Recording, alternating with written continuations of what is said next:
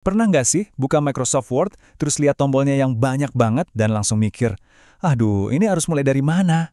Tenang, Anda nggak sendirian kok. Nah, dalam beberapa menit ke depan, kita bakal ubah rasa bingung itu jadi keahlian. Yuk, kita taklukkan Word bareng-bareng. Yap, ini dia nih yang saya maksud. Membuka Word, itu kadang emang rasanya kayak tiba-tiba duduk di kursi pilot. Panelnya rumit, tombolnya di mana-mana.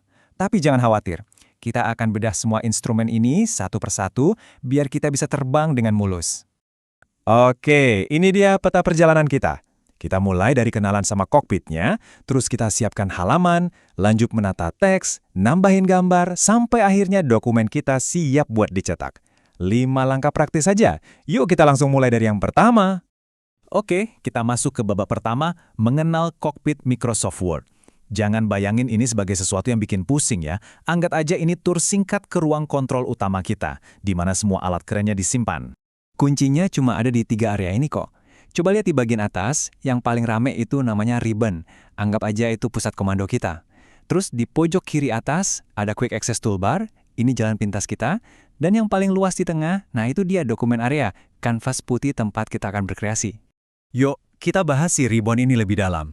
Ini tuh ibaratnya kotak peralatan super lengkap. Setiap tab, kayak Home, Insert, atau Layout, itu seperti laci-laci terpisah yang isinya perkakas dengan fungsi spesifik. Hampir semua yang kita butuhkan ada di dalam sini. Nah, selain ribbon, ada 2 area penting lainnya.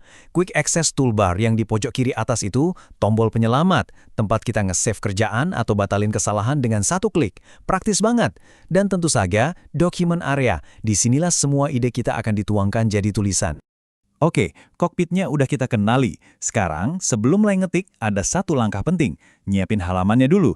Ibarat membangun rumah, kita harus siapkan fondasinya dulu biar hasilnya kokoh dan rapi. Caranya gampang banget loh. Cukup pergi ke tab Layout. Di sana kita bisa atur semuanya. Mau atur batas tepi halaman, klik Margins. Mau halamannya berdiri atau tidur, pilih Orientation. Terus, tentukan ukuran kertasnya. Biasanya A4 kan? Pilih aja di bagian size. Beres. Kalau butuh pengaturan yang lebih presisi, misalnya buat skripsi atau laporan resmi yang ada aturan marginnya, jendela page setup ini tempatnya. Di sini kita bisa masukin angka yang spesifik banget buat setiap sisinya, jadi hasilnya dijamin pas. Fondasi halaman udah siap, sekarang waktunya kita mengisi dan menghiasnya. Di bagian ini, kita akan sulap teks biasa jadi sesuatu yang gak cuma informatif, tapi juga enak banget dilihat dan gampang dibaca. Nah, ini tips penting nih.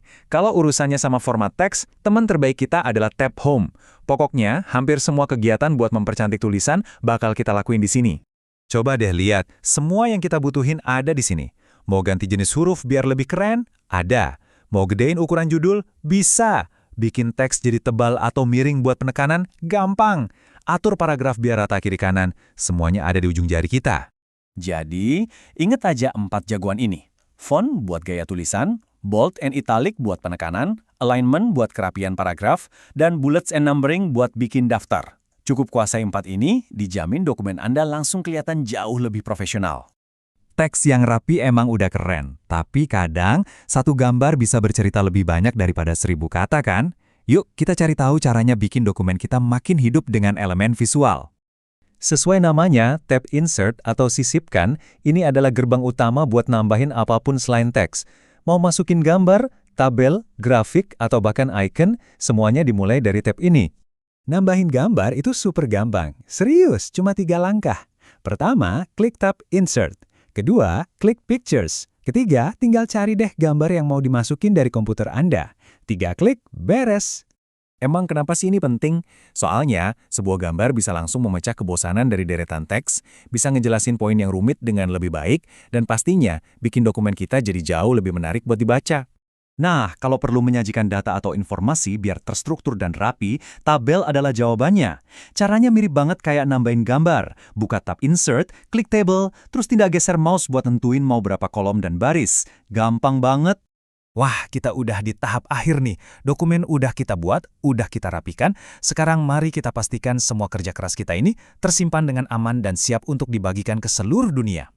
Oke, untuk menyimpan, kita tinggal pergi ke menu File, lalu pilih Save As. Nah, di sini kita bisa kasih nama filenya, pilih mau simpen di folder mana, dan yang nggak kalah penting, nentuin format filenya.